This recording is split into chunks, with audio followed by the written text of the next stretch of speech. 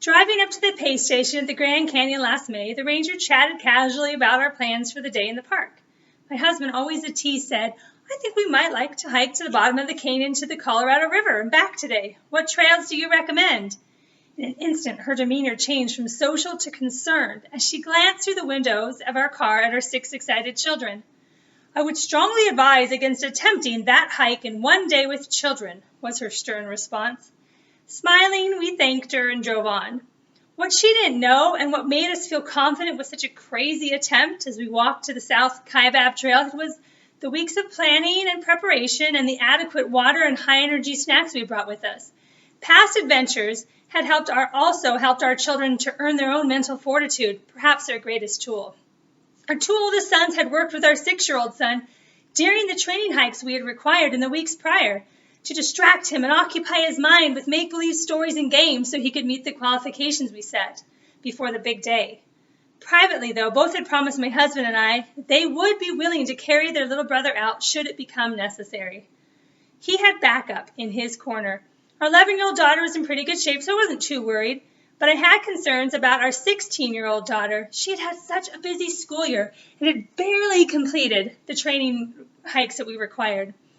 So as we began the 7.5-mile descent to the Colorado River, everyone was in high spirits and energy. The views truly were grand, and crossing the footbridge to the other side of the canyon and then back again was exciting. Heading back up the 10-mile Bright Angel Trail, though, would prove to be the true test of our family grit. Doing pretty well, and with 5 miles left before we'd reach the top, we stopped for a snack. It was after this point our 16-year-old began to cramp up and our 6-year-old to tire out. My husband struck a deal with our little guy. If he would stay up on his own 2 feet with his dad for 5 minutes, then he could get carried for another 5 minutes. He did his part, and with a 5-on, 5-off arrangement, he made it to the top. While our daughter was having severe cramping in her hip flexor, stopping a lot and going very slowly. It was clear she really wasn't prepared physically for this part of the hike. Out of character for her, she begged for help, for someone to stay with her and talk to her. My husband, who was a ways ahead, sent our 13-year-old son back down to see if anyone needed help. Any competitive or personal goals set aside, he stayed and went at her pace, and together we distracted her with funny family stories and movie quotes. It wasn't long before all of us had made it to the top of the canyon. We had done it. We had made it rim to rim with 6 children in one day, ages 6 to 16 years old.